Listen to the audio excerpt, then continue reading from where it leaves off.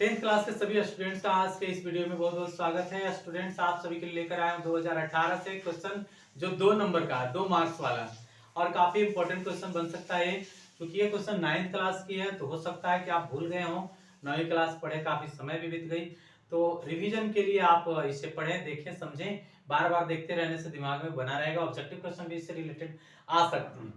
चलिए, इससे हम संबंधित सबसे पहले एक रूल बता दूं आपको, थंब रूल, कि अगर कोई एक सर्किल है और सर्किल में एक जीवा खींची गई है और केंद्र से अगर जीवा पर लंब डाला जाए तो जीवा 2 खंडों में बट जाए।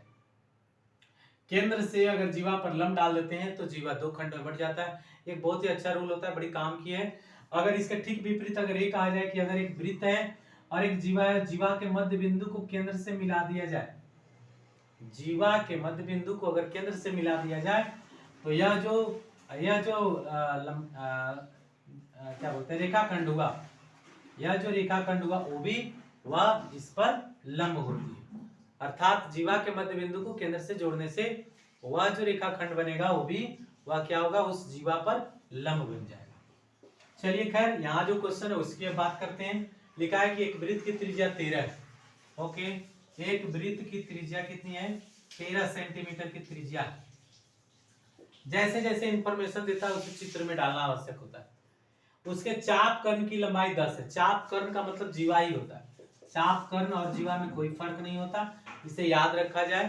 चाप कर्ण एक ही चीज है, ठीक है। जैसे ये हमने वृत्त बनाया, ये यहाँ से यहाँ तक ऐसे चाप हो गई और ऊपर से ऐसे लाइन मिला दी, यही कर्ण, चाप कर्ण कल है। क्योंकि हम लोग क्या बोलते हैं, त्रिभुज जब बनाते हैं तो समकोण त्रिभुज में ये वाला जो ऐसे खींचते हैं, क्या होता है? कर्ण होता है। तो उसी से रिलेटेड आप समझ लो कि इन्हें मिला देने से, यानी चाप के दो जो पॉइंट हैं जहां पर एंड पॉइंट होती है चाप का, उनको मिला देने से चाप कर्ण बन जाती है। ओके, अब हम आते हैं, तो चाप कर्ण की लंबाई कितनी है? 10। हम रिलेटेड एक चाप कर्ण ऐसे खींच देते हैं, एक 10 हो गई, ये 10 सेंटीमीटर का चाप कर्ण। जीवा की दूरी वृत्त के केंद्र से ज्ञात कीजिए। ये जो जीवा है, चाप कर्ण है, जिसका नाम मैं अगर ए बी दे दूं, तो यह ए बी की दूरी केंद्र से कितनी है ये पूछी जा रही है कि केंद्र से कितना दूरी पर है, अर्थात ओपी क्या है। सीधी सी बात है, ये 13 है और ये पूरा ही जीवा था, तो जीवा पर ही जब लंब डाला गया तो जीवा कितने टुकड़े में बट गई?